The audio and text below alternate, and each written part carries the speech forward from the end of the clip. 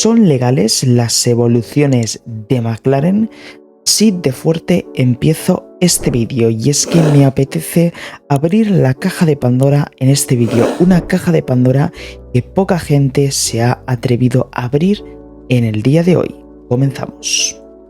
No es ninguna novedad que el equipo McLaren ha estado dando pasos de ciego desde el año 2014, donde no se adaptaron de primeras de forma positiva a la nueva normativa de motores híbridos y donde la cosa desde luego no mejoró mucho con la implementación de los motores Honda a los chasis de los de Woking. Y es que quisieron ser de nuevo un equipo motorista con la contratación o con esa firma, ¿no? Con ese acuerdo con el motor Honda, con los motoristas Honda. Y desde luego fueron años realmente oscuros, años que se tuvieron que tragar tanto Fernando Alonso como Jenson Button, años en los que evidentemente los mejores resultados no acompañaron a McLaren, donde era más común ver abandonos o ver simplemente cómo el motor se ahogaba completamente en recta. Durante esos años hubo una especie de guerra de reproches. McLaren reprochaba a Honda la poca fiabilidad y velocidad punta que presentaba el motor, mientras que defendían su chasis asegurando que era como mínimo uno de los 4 mejores de la parrilla, mientras que Honda aseguraba que no toda la culpa era de ellos, que ese chasis que tanto defendía McLaren pues no era tan bueno como en un principio podía parecer. Sí que es cierto que el McLaren, desde luego, quitándolo del motor, era un coche bastante estable en pista, lo que podría dar en este aspecto un poco más la razón a McLaren, pero desde luego aquellos años fueron años marcados por la pesadumbre y por la guerra de reproches y los pocos resultados que llegaban a Woking. Sin embargo, McLaren abandonó a Honda, lo abandonó en el año 2017 para en el año 2018 montar motores Renault. La cosa no fue, al menos en 2018, mucho mejor. El motor Renault no era tampoco ni de lejos el mejor motor de la parrilla, no era ni siquiera el segundo mejor. Y bueno, se demostró que aunque el motor Renault tampoco era una pasada, el chasis de McLaren tampoco es que fuera tan brillante como en su momento podía parecerlo, eso o que había empeorado.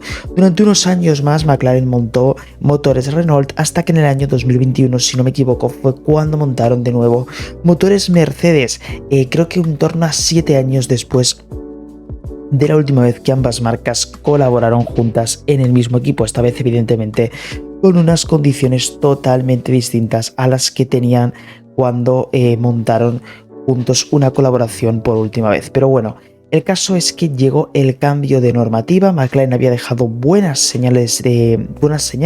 esperanzas en ese año 2021. Pelearon con Ferrari por esa tercera plaza. Lando Norris pudo hacer algunos podios. Daniel Ricciardo llegó a ganar una carrera en Monza, Lando Norris casi gana una en Sochi, en Rusia, y desde luego que los presentimientos, las sensaciones dentro del equipo McLaren eran bastante positivas. Sin embargo, todo se torció a partir del año 2022, y es que ese cambio de normativa que le iba a restar, al parecer, importancia a los motores y que le iba a dar importancia a la aerodinámica, ¿no? Poniendo más el foco en los ingenieros,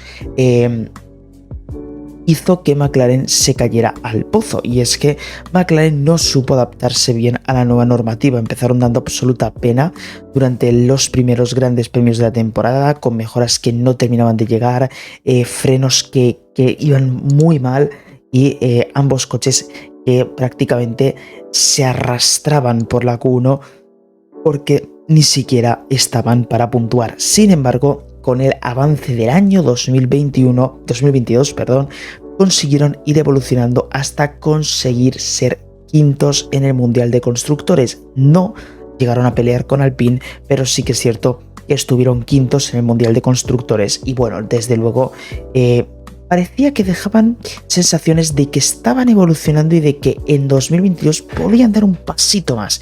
Sin embargo, en 2023 esto no sucedió. McLaren trajo un coche nuevo con mucho menos color y mucho más fibra de carbono, lo que demostraba ya de primeras que tenían un problema de peso Y en segunda posición las cosas ya se veía que no iban a ir bien cuando en la propia presentación McLaren se encargó de matizar que este no era el monoplaza que querían, lo que evidentemente demostraba que tenían un problema muy serio, y así fue. Y es que si sus resultados habían sido dantescos a inicios de 2022, a inicios de 2023 eran incluso peores, y es que peleaban con AlphaTauri por ser el último equipo de la parrilla, con serios problemas de fiabilidad no correspondientes al motor Mercedes y además con una velocidad realmente lamentable para lo que se espera del equipo de Woking. Por lo tanto, evidentemente, los resultados no eran los esperados. La decepción era creciente gran premio a gran premio y parecía que la temporada 2023 era otra temporada más tirada a la basura para McLaren, la novena ya si contamos la última en la que McLaren hizo un resultado decente en el Mundial de Constructores y de Pilotos. Sin embargo, McLaren empezó a calentar las cosas y empezó a cocinar unas mejoras que aseguraban que iban a meter. Esas mejoras llegarían en Bakú. Se empezaron a rumorear con las famosas mejoras de Bakú, y es que miles de artículos se publicaron en torno a esto, artículos como por ejemplo uno que he podido encontrar en el que aseguran que McLaren ha querido hacer hincapié desde que se presentó el MCL60 en un importante paquete de actualizaciones que se introducirá en el fin de semana de Bakú con el fin de estrenar una especificación B, lo que demostraba que iban a tener un McLaren B al calendario, ¿no? Bueno, como digo, comentaban que iban a ser unas mejoras muy importantes. Sin embargo, cuando llegó el Gran Premio de Bakú, de repente McLaren quiso restarle importancia a estas mejoras, y es que todo el suflé, por así decirlo, que habían generado en torno a las mejoras lo pincharon de golpe con unas declaraciones que desde luego fueron bastante sorprendentes, y es que básicamente decían que en lo que respectaba a las mejoras de Bakú veían que los números eran prometedores, que esperaban que les permitiera ser quintos, pero sin embargo todavía no habían logrado su objetivo para convertirse en uno de los mejores coches de la parrilla y que necesitarían algunas mejoras más después de Bakú, que al final las mejoras de Bakú no serían tan importantes. Esto, como digo, es muy pero que muy curioso, ya que dieron a entender que ese McLaren en el que estaban trabajando desde el Gran Premio de Bahrein, no, desde antes, desde los propios test de pretemporada o incluso desde que se presentó el MCL60, era el McLaren que iban a traer en Bakú. Esas eran las famosas mejoras que llevaban preparando durante meses y que en teoría les iban a ayudar a salir del pozo. Por lo tanto, bueno, sí que es cierto que había cosas que estaban un poco fallando aquí. Sin embargo, estas mejoras de Bakú, la realidad es que, bueno, ¿se podría llegar a decir que funcionaron? Sí, pero desde luego no funcionaron como se esperaban, y es que los resultados tampoco fueron realmente esperanzadores. Pudimos ver en Bakú un 9º y un 11º puesto para los Papaya. En Miami volvieron a caer al pozo con una 17ª y una 19ª plaza. En Mónaco lograron puntuar, si no me equivoco, por primera vez en toda la temporada ambos monoplazas con un 9º y un 10º puesto. En España, 13º y 17º puesto de nuevo para McLaren, y en Canadá un 10º y 13º. Por lo tanto, la realidad es que estas mejoras, este McLaren, este MCL60B que habían prometido, pues la realidad es que tampoco había sido para tanto, y es que en las 5 carreras que vinieron después de Bakú, contando la propia Bakú, tan solo lograron puntuar ambos monoplazas en una carrera que fue en Mónaco con condiciones muy adversas, además que alteraron evidentemente el resultado, y en Bakú fue donde consiguió puntuar de nuevo otro piloto de McLaren. Después tenemos Miami, España y Canadá, donde ninguno de los dos McLaren consiguió puntuar y que evidentemente demostraban que las cosas seguían sin funcionar en Woking. Por lo tanto, las cosas parecían un poco más a peor. Y bueno, aquí de repente viene la sorpresa. La sorpresa viene después de Canadá, y es que aparece otro paquete de mejoras de McLaren. Otro paquete de mejoras, me atrevería a decir, milagro. Yo lo he decidido denominar así, y es que este paquete de mejoras no se le dio tanto bombo como al de Bakú, apareció más por sorpresa, pero en cuanto apareció, todos los titulares de los medios de comunicación se inundaron sobre él. los propios pilotos salieron a hablar sobre este paquete de mejoras de Austria, el milagro de Austria lo voy a denominar, y es que el propio Oscar Piastri se mostró muy optimista con este gran paquete de mejoras, como él lo denominaba, para el MCL60.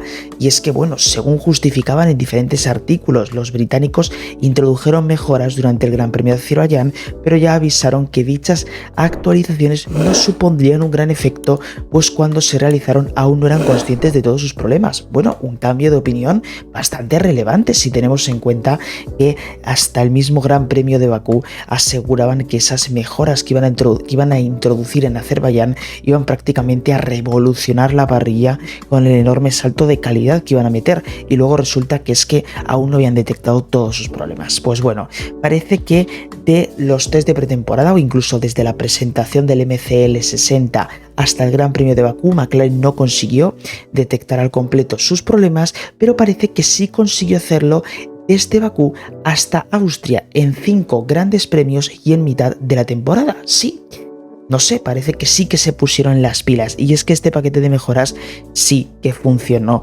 realmente. Y os voy a traer los datos, pero para terminar os quiero comentar cuál fue el paquete de mejoras. El paquete de mejoras en teoría se iba a traer en Austria, Silverstone y Hungría, se iba a dividir en 3 grandes premios. Sin embargo, esto nunca sucedió, y es que vimos la parte gorda del paquete de mejoras en Austria. En Silverstone, McLaren optó por traer un alerón delantero muy similar al de Mercedes, sino prácticamente idéntico, que sería el colofón final de este paquete de mejoras, porque en Hungría se aplazarían las mejoras y en Spa no se trajo nada, o simplemente no se trajo nada destacable.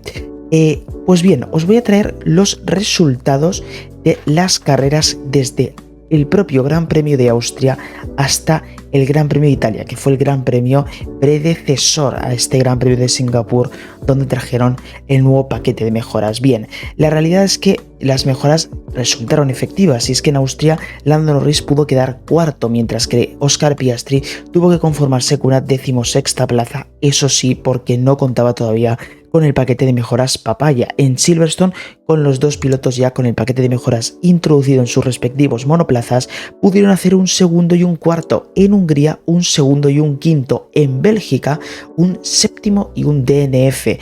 En Holanda, un séptimo y un noveno. Y en Italia, un octavo y un 12º. A todo esto hay que tener en cuenta, por ejemplo, que en Bélgica, digamos que McLaren configuró mal su monoplaza, y eso les lastró todo el fin de semana, y evidentemente les limitó muchísimo. Y en Holanda, evidentemente, las condiciones adversas de lluvia hicieron que pilotos como Fernando Alonso, ¿no? Saliesen a la palestra, y que a lo mejor McLaren quedase un poco más relegado, pero creo que no tenía nada que ver con su rendimiento en ese aspecto. Italia fue el único gran premio de todos los mencionados en los que realmente creo que McLaren quedó en esas posiciones un poco por ritmo. Sí que es cierto que creo que Norris podría haber peleado un poquito más, pero hubo un tren de DRS bastante importante. Por lo tanto, las mejoras evidentemente en este caso habían funcionado, y la realidad es que a ojos prácticos el único paquete de mejoras que les había funcionado era el de Austria. El de Bakú realmente no les había servido de mucho. Por lo tanto, aquí a mí es cuando me empiezan a entrar las dudas, y es, ¿realmente estas mejoras son mérito propio de McLaren? Evidentemente yo no voy a acusar directamente a nadie, no existen pruebas de ningún tipo, pero creo que estoy en mi derecho de poder sospechar, como en su momento se sospechó del equipo Red Bull y como en su momento se sospechó del equipo Mercedes y esa enorme ventaja que adquirió en el año 2014 con el motor. Creo que estoy en mi derecho de sospechar del equipo McLaren. ¿Por qué? Porque un equipo que tiene el historial que tiene McLaren, que lleva desde 2014 sin hacer las cosas bien, siendo objetivamente realistas, y que empezó la normativa con tan mal pie, y que cuando parecía que estaba remontando volvió a tropezarse y a caerse al pozo en el año 2023, cuando desde el día de la presentación del monoplaza, donde ya reconocen que tienen un problema, hasta el Gran Premio de Bakú, donde pasan más de 3 meses, no consiguen identificar los problemas, y sin embargo luego desde Bakú hasta Austria, donde pasan únicamente 5 grandes premios y menos de 2 meses, si no me equivoco, de repente detectan todos los problemas y consiguen meter este pedazo de paquete de mejoras, pues evidentemente a mí personalmente creo que hay algo que no me encaja, creo que hay algo que realmente no me está cuadrando aquí.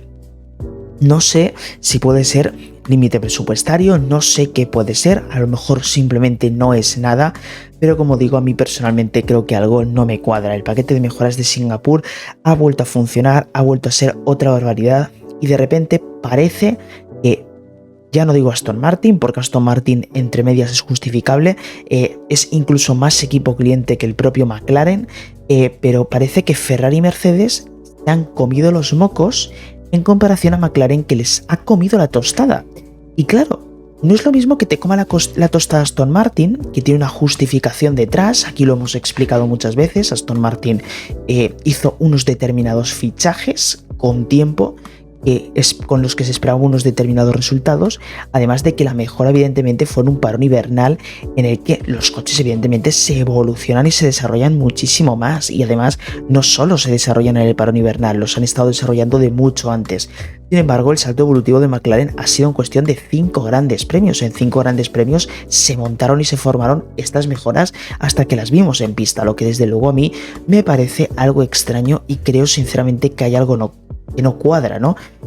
Una fórmula que Aston Martin no ha sabido continuar, pero lo más preocupante, que Ferrari y Mercedes no han sabido encontrar con todo lo que son esas dos escuderías.